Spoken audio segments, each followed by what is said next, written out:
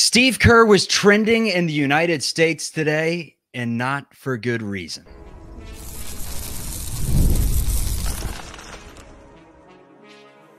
You are Locked On Warriors, your daily Golden State Warriors podcast. Part of the Locked On Podcast Network, your team every day.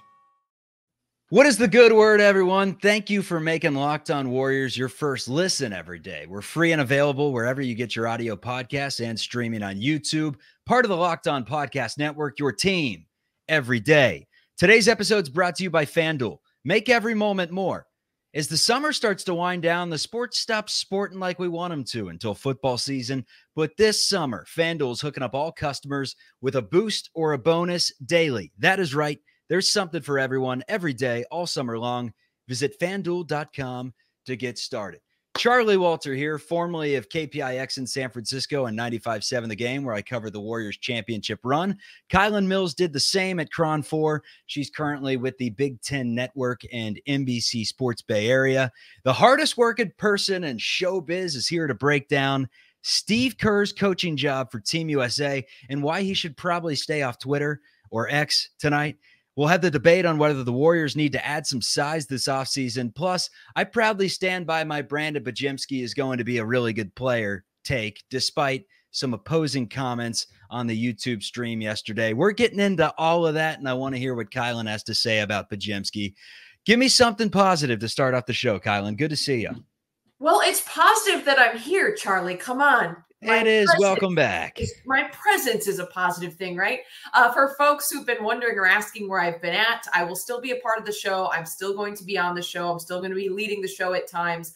But I do other jobs. I have other gigs. As you just pointed out, I work for NBC Sports Bay Area. If you watch any A's baseball, you might see me in the pre- and post-game shows. I know there's not really a good reason to watch A's baseball outside of those really diehard fans right now. You also might see me filling in on some Warriors broadcasts. I do Big Ten Network, a lot of college sports. So I've just got a ton going on. NWSL soccer, women's pro soccer right now, was just on CBS Sports this past weekend. So I got some other things going besides just doing this podcast. As much as I love you guys, all of you who listen and watch, I'm glad to be here. I'll be here as much as I can. I'm also glad that we're going to be talking about Steve Kerr in the hot seat.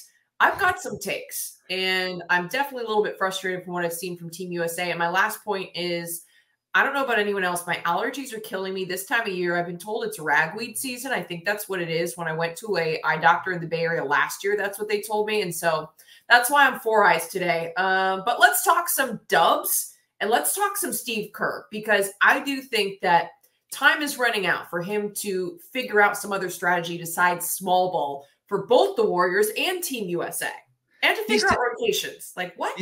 He's taking some heat right now as Steve Kerr, trending on the internet worldwide, or at least in the United States. I can't tell worldwide, but the internet's mean and it's undefeated. United States beat Germany 92-88 on Monday. They needed a LeBron bucket late to beat South Sudan the game before, when I think they were legit 40-point favorites. U.S. is loaded on paper, so naturally, who's getting the pointed finger? Obviously, Steve Kerr. And I have never seen so much heat thrown at a coach that's undefeated. He hasn't even lost yet. Team USA is 5-0 in exhibitions, and people are losing their minds because of the three-guard lineups that he's throwing out there and his rotations in general, turnovers, sloppy ball, and did I mention the rotations? Derek White over Halliburton a DNP. People questioning, like, why is Derek White getting all this playing time? Why is Derek White on the team, with all due respect? People saying Devin Booker over Anthony Edwards, way too much Joel Embiid, not enough Anthony Davis. But here's the thing, Kylen. Steve Kerr can't win because with so much talent on this team, I mean, I searched on Twitter for about 15 minutes and found 7,000 different lineup combinations. Some people are like, Tatum stinks, get him out of there. Others saying, we need more Tatum. Some saying Embiid played great. I know Windhorse said 15-8 in the article. Those are the stats. Joel Embiid's really coming around. Meanwhile, half the country's like, Embiid stinks. So, I mean, he's in a tough spot right now. Nobody was happy. And the Steve Kerr is cooked camp gained some new faces to their coalition tonight. I don't like bashing Steve Kerr because he's not going anywhere right now. They're not going to fire him because of a summer league performance. So at the end of the day, you let this thing play out and see what he does this season. But is it fair to say that this is a critical year for Coach Kerr? This is a critical year for Coach Kerr, and the spotlight is being shined on the way that he has not adapted his coaching style to what we're seeing in the game, both in the NBA and with Team USA. I think what we're seeing with Team USA and the bad rotations also correlates to what we've seen with the Dubs the past couple seasons. I have hated the rotations that he has gone with multiple times. I hate the way that he's handled developing the young players and the minutes he's given to Moses Moody and Jonathan Kuminga, two names that immediately jump to mind. He gave a longer leash to Brandon Pajemski, which I appreciate, and eventually Trace Jackson Davis, but I don't think he's helped the young players develop. I think his rotations have not been good the last couple seasons since the 2022 title run. And even at times during that 2022 season, I think he eventually figured it out and they were able to get the winning recipe going for that Boston Celtics series. But I do think that Steve Kerr was fortunate in being handed a team that had a ton of talent. You already had drafted Draymond Green, Klay Thompson, Steph Curry with a couple seasons under their belts. And then he also got to coach the super team that had Kevin Durant thrown into the mix.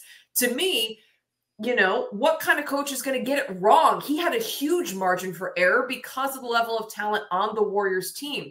The margin for error for the Dubs as a whole has shrunk. And that also applies to the coaching staff. They have to get things right all the time. They can't afford to get things wrong anymore because the rest of the NBA has caught up to the skill level of the Golden State Warriors. And Steve Kerr's small ball does not work. He has to make adjustments.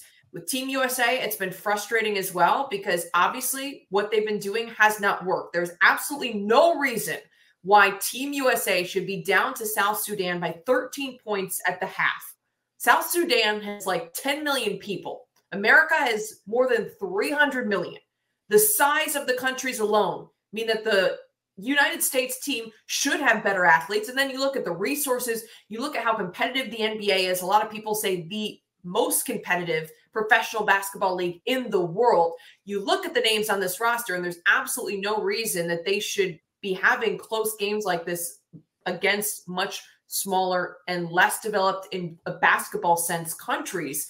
So any of these games being close is going to be an indictment on Steve Kerr because this team should be dominating. Now, I say all that to say that going back to the most recent FIBA World Cup, you have seen times where the team has faltered. They do end up going on to win gold. So it's very possible they figure it out and they turn things on and they stop teams in the Olympics. But these early games certainly have not instilled a lot of confidence in Steve Kerr's coaching ability in my mind. And it does overlap to the Golden State Warriors season. He has to make adjustments. This upcoming season is definitely critical. I think his seat is warming up. I think it's hot, according to a lot of fans. Maybe not as hot with the front office, but I think you're starting to maybe turn up the heat a little bit. Yeah, I think in regards to the Olympics, other countries are starting to catch up to the United States, no doubt about it. But Germany today, two of their best players were Franz and Mo Wagner. Great players, don't get me wrong. But when you compare them to the stacked roster that is Team USA, you're right. It shouldn't be close. And then South Sudan, with all due respect to our Kentucky guy, Wenyen Gabriel's running around, you know, serious minutes for South Sudan. And he's you know, like a mid-level exemption guy tops in the NBA. So it is interesting that the team has looked this sluggish out of the gate, but we will see if they put it together. A lot of people saying that Steph Curry needs to step up. But in regards to Steve Kerr being on the hot seat, you get a big-time grace period when you win 4 championships, with the most recent being in 21-22. And quite frankly, it took a team to the title and won the title with a squad of guys that weren't expected to get there. Before the season, no one thought they had a shot. He does that. The next year, they make it to the second round. They have a lot of circumstances that made it a difficult season, one of which being the whole Andrew Wiggins disappearance. And then this past year, they win 46 games. They actually win 2 more games than the prior season where they made it to the second round. They obviously, due to a stacked West, miss out on the playoffs. But you put Eric Spoelstra in that coaching position, and how much different does the team really look? At the end of the day, look at and I keep saying at the end of the day, it's a crutch word. I gotta get that phrase out of my mind. But look at Greg Popovich, Hall of Famer. We all have crutch phrases. We do. Some say Greg Popovich is the best coach ever. Look at how the Spurs have been in recent years. It's because he doesn't have that much talent. If you think that Steve Kerr has tons of talent and he's underperforming with it, absolutely. Hot seat, 1,000%. If they don't, show signs of improvement this year, mainly because he's going on, 11 years, 12 seasons with the Golden State Warriors. The tides are turning. The guard is shifting. Steph Curry's ending the end of his contract, and it would just make sense to get some fresh blood in there if he doesn't show some signs of improvement this season. LeBron James, he's going to be the flag bearer for the United States. Scored 8 vital points down the stretch to lead Team USA to that 92-88 victory. Steph honored him. This is really cool. I want you to hear the entire thing, Kylen, then we'll react. He got that honor, so you get to wave the flag in Paris, my man.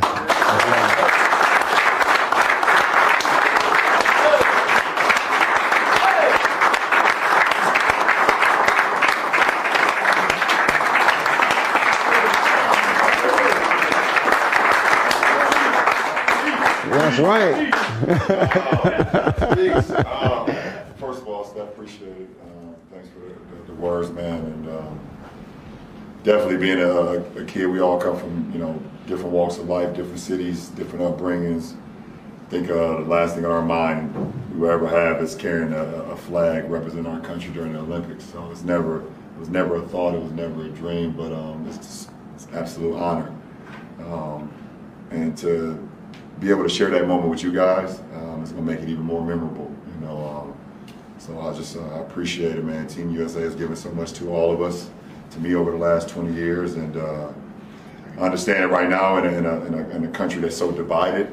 I hope this moment and that moment will, unite us or bring us together, even for those split seconds or those hours that we're traveling across that water in Paris. So I will hold that responsibility with a lot of honor and just say appreciate it once again. Sir. Thank you, man. You got to respect LeBron James. Even as a Warriors fan, if you don't like him, what he's doing at age 39, incredible, still has a ton in the tank, and deservingly so. When I think of the face of basketball the last 30 years, Steph Curry's obviously up there, but LeBron James, the chosen one on those Sports Illustrated magazines, it makes sense. Coming up, are the Warriors lacking size? Of course they are, but can they get away with it? Let's discuss. All right, let me tell you about our sponsor of this show, eBay Motors. Passion, drive, and patience. It's the formula for winning championships and is also what keeps your ride or die alive. eBay Motors has everything you need to maintain your vehicle and level it up to peak performance. Superchargers, roof racks, exhaust kits, LED headlights, and more. Whether you're into speed, power, or style, eBay Motors has you covered. With over 122 million parts for your number one ride or die, you'll always find exactly what you're looking for. And with eBay Guaranteed Fit, your part is guaranteed to fit your ride every time or your money back. Because with eBay Motors, you're burning rubber, not cash. With all the parts you need at the prices you want, it's easy to make your car the MVP and bring home huge wins. Keep your ride or die alive at ebaymotors.com. Eligible items only. Exclusions apply. eBay Guaranteed Fit is only available to U.S. customers. All right. So the Dubs depth chart. I was watching the Summer League game on Sunday against the Miami. Quickly, can I give my reaction to the LeBron James thing? Oh, yeah, of course. We can't skip over that. Because I do want to say that I know there's been so much discussion in the last decade about LeBron versus Steph Curry. In this situation, I think it makes perfect sense for LeBron James to be the person who carries the flag. He's competed in Olympics. He's won 2 gold medals. This is his 4th Olympics playing for Team USA. While Steph Curry has opted to pass on the opportunity in the past. I'm happy he's doing it. I think it's a great thing to check off the bucket list. And I hope that Steph Curry and Team USA win gold. So that's the last thing and last award and last trophy that he has yet to win, and he can check it off the list. But I do understand LeBron James getting that honor. Happy for him. Kind of like you. Like, I've never been a big LeBron James fan, but you have to tip the cap to what he's been able to accomplish in his career. I do want to say, though, that I think in the last 5 years, the NBA has shifted. And to me, after Michael Jordan, you look at Kobe and LeBron being the faces of the NBA. And I think it has shifted to Steph Curry being the face of the NBA over the last 5 years. But for whatever reason, a lot of the talking heads, a lot of the media members don't want Steph Curry to be the face of the league. I've seen articles out there in the last couple of years saying that Steph isn't, or that he couldn't be for whatever reason. He doesn't have enough gumption. He doesn't have this. He doesn't have that. I just don't understand any of those comments and conversations. For some reason, Steph Curry just has this target on his back where I feel like people want to bring him down and don't want to give him the credit that he deserves. But I do think that at some point that torch was passed from LeBron James as James entered his mid-30s to Steph Curry, who is a couple of years, maybe 5 years younger than LeBron. And Curry, with what he was able to accomplish during this Warriors dynasty, with the three-point shooting, with the MVP honors, at some point he did take that over. I believe Steph is and has been the face of the league. Now it is time where Steph's getting into his upper 30s, where he may be passing the torch. But I do think that he has the star power, one of the most likable stars in the NBA. The three-point shooting changed the game. It changed the NBA without question. And I do think that LeBron was the face of the league for a long time, but I think that Steph took over that at some point. But I think it makes sense to honor LeBron. In this situation, I just wanted to add my little 2 cents on the LeBron versus Steph. Two totally different players, great in their own rights. I do think that Steph has taken over as the face of the league in the last couple of years. Like I said, in the last 5 years, I feel like. It's all relative. I think it is. It depends on which part of the globe you're on. And then another factor into it is LeBron James. When you're a young basketball player watching LeBron, you know that if you're a realist at age 9, you're like, I'm never going to look like that man. He's, he just has physical attributes that I don't have. Look at my dad. He's 5'9", 210, and runs a 5'7", 40. Like that's just, it's not in my bloodline.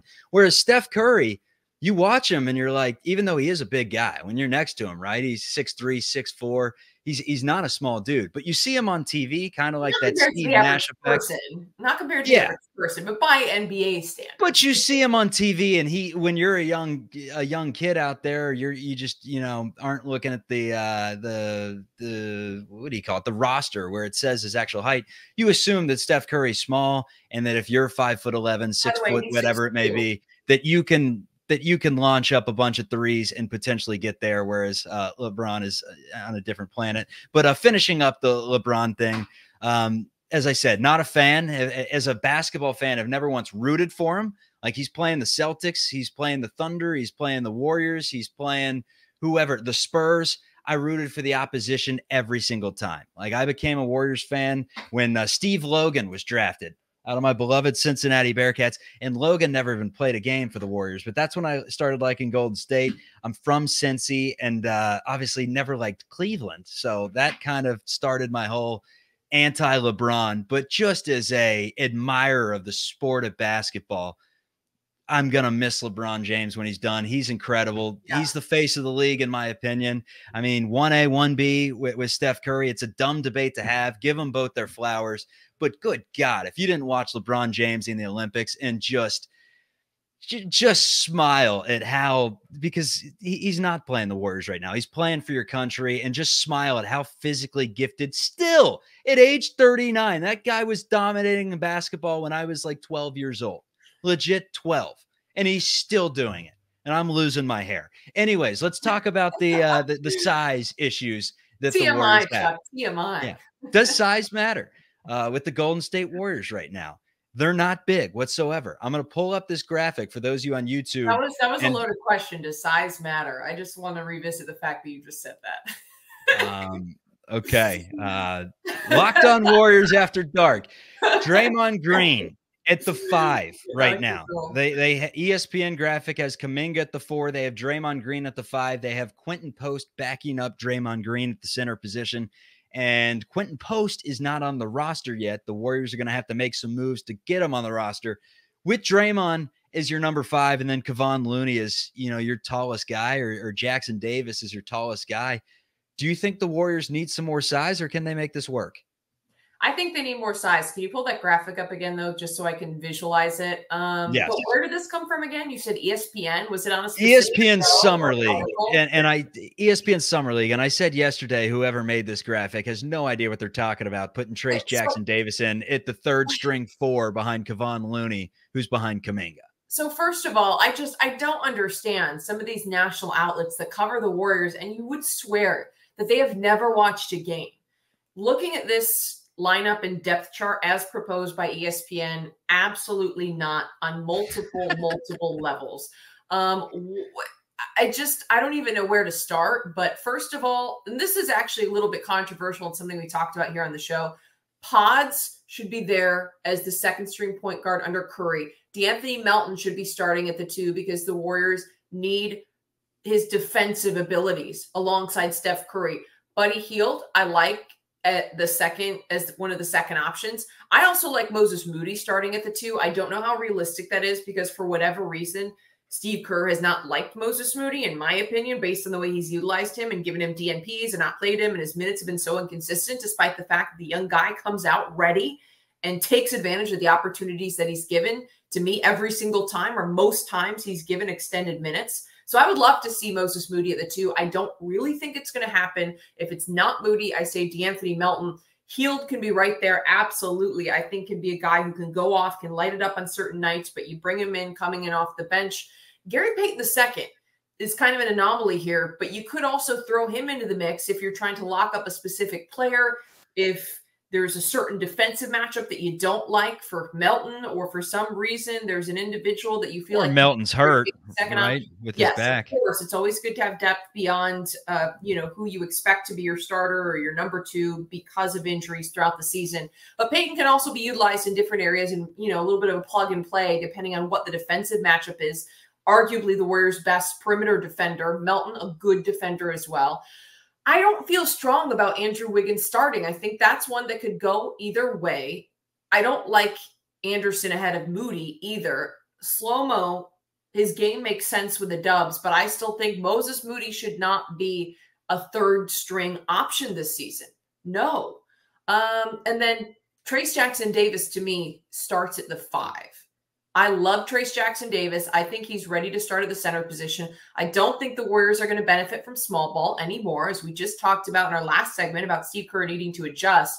I don't like Draymond Green at the 5 in the big picture. Maybe certain matchups, certain teams where you feel like for some reason that matchup's going to make sense and you can exploit a certain position or area. For example, Draymond Green defending AD going back to when the Warriors played the Lakers in the Western Conference semifinals. He's able to pull AD out from under the basket because he's coming up, setting high ball screens with Steph Curry. He's able to defend, or at least he was able to defend pretty efficiently. So, I think situationally it can work, but Draymond Green should not be the season-long starter at the 5. I still would love to see the Warriors bring someone in. But I think Trace Jackson Davis right now is the guy at the 5 if they don't make any more moves. And then Looney as the backup 4 ahead of it, that was a mess. That was a total mess. Loon ahead of Trace Jackson Davis at the 4. I'm sorry, what? So I had a lot of issues with that graphic to go on that long tangent. I do think the Warriors need size, though. I think that it is a glaring and obvious weakness. I've been happy with the move so far. The Dubs did get younger, and that was one thing that needed to happen with this roster. I still think they could get bigger. I still would love to see a true center. Whether it be a depth piece, someone that you feel like can come in off the bench, it's a veteran, whether it be a Lauri Markkanen, who you feel like can be a starter. And he could honestly be a stretch 4. Did play times with the Jazz. I thought we were going to make it an entire show without talking about Lauri, and he came up. Okay, well, I'm giving examples. I know. Okay, I'm just saying there are different options of types of players they could bring in. How about this one? 5, a vet center, whatever. Robert Williams. Size, but I don't Time Lord. Also, Steve Kerr has to play the bigs that they bring in. That's the other big question mark. He didn't like to go big. Steve Kerr. Nope. Yeah. So he has to play them. If they bring in someone, they have to be played. That's the second piece of the puzzle. I think they should look at Time Lord. I don't know how it works out financially because obviously swapping nowadays, you have to match up some contracts, but the Warriors do have some contracts they could potentially move.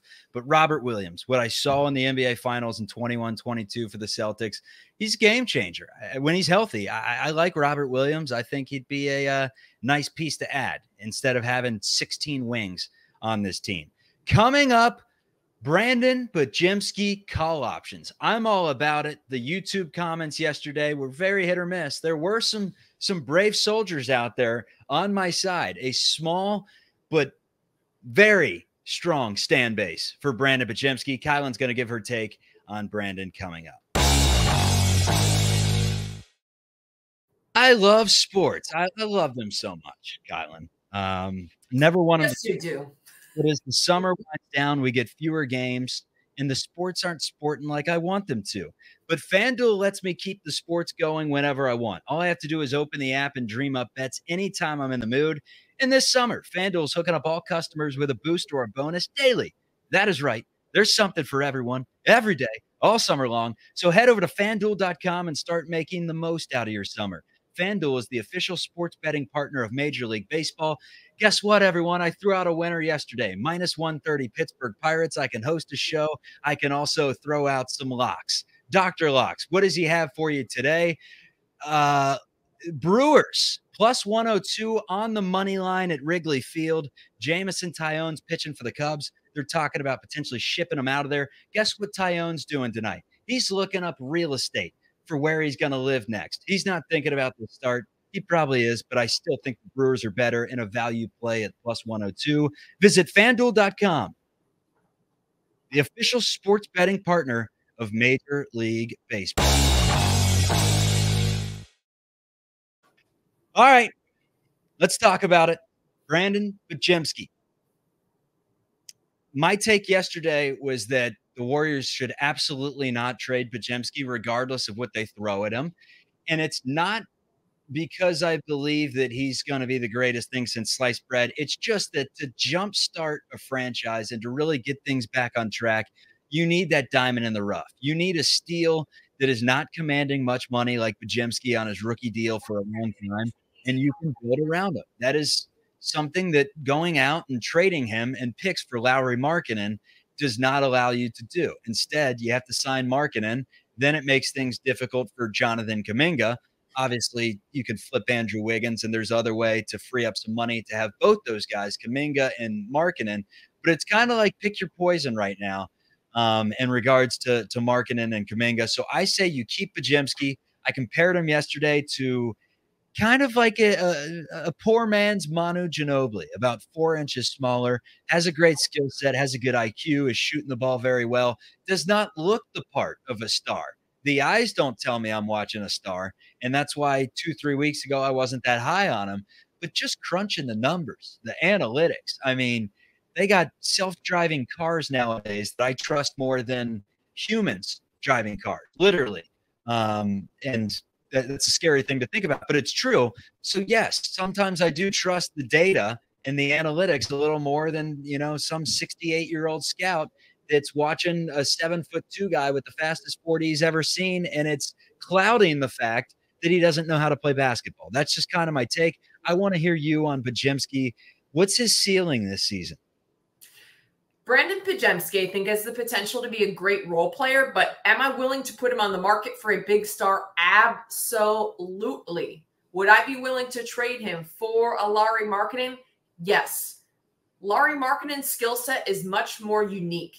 You do not see 7-foot players that shoot the three ball at a high clip and hit it at a 40% efficiency. It just doesn't happen. In addition to being pretty mobile on the bounce, can attack on the closeout, Markkanen's skill set is something special and difficult to find.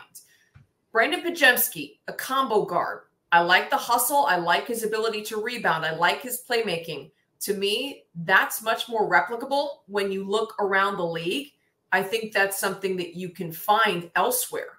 Lauri Markkanen is not someone that you can find elsewhere easily with that size, the wingspan, like I said, decent mobility, great three-point shooting ability, pretty good verticality and ability in the pick and roll, and ability to finish around the rim. That to me is something that's going to be much more difficult to put on this roster without marketing. Like you're not going to see it around the league. Brandon Podziemski, I like him. I think he has the potential to be a great role player. I don't think he has the potential to be an all-star. That's my take. I think he has the potential to be a great role player. I like him. I would love to see him stay, but if it comes down to it, he's the one I'm willing to part ways with to make way for a Lauri Markkanen type who already has reached NBA All-Star status. Yes, it was on a losing team, but also you have to look at who was around him. He didn't have a lot of good players around him.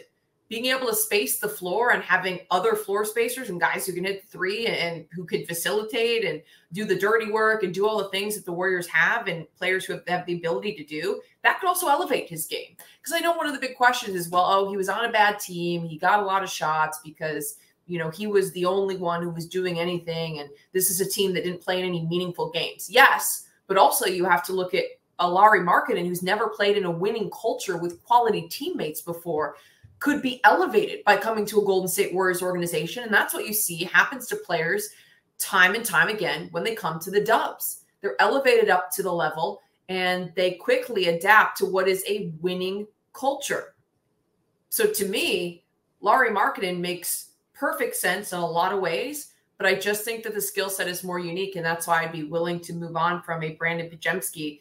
I wouldn't want to move a Jonathan Kuminga. I do think the asking price for Markkanen is way too high, according to all these reports that are out.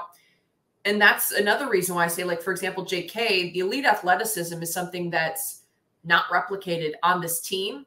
Very few players around the NBA have the level of explosion. I disagree. Verticality, feel around the rim. I just think that generational athleticism is harder to find than a player Andrew Wiggins plays bigger than his size. JK is way more athletic than Andrew Wiggins. I like Wiggins is athletic, though. He's athletic. He's athletic. I agree. But I still think Wiggins is here, definitely really good. Jonathan Kuminga's higher. Absolutely. Yeah, no doubt. Higher. There's no question about it. No doubt. But that's the thing. You look for those, and that's why a lot of teams draft, and it frustrates me because I think the draft has become more about potential than actually what you're getting. But there is a reason why so many teams across the league are so high in Jonathan Kuminga. He's been the #1 piece that teams are asking for in trade discussions with the Warriors. And it's because you see a player that you can mold, that you can tweak, that you can refine the skill set, but you cannot teach the athleticism that he has. And it's generational. It is generational. Brandon Podziemski, love the hustle, love the playmaking, love the fact that he can rebound. Think he's a really good player who also has potential, but not Jonathan Kuminga potential. Let's be honest. You can't teach size. You can't teach the intangibles. You can't teach the change of pace and the quick first step and the lateral movement and all these other things. Like, that's just stuff that, yes, of course, you can get in the gym and work on, but you can't teach it. And to some degree, you're going to be capped and you're going to plateau at a certain level because of what your body's able to do. And I love Brandon Podziemski, but if it came down to it, I'd move him out the door for the right piece, for the right player.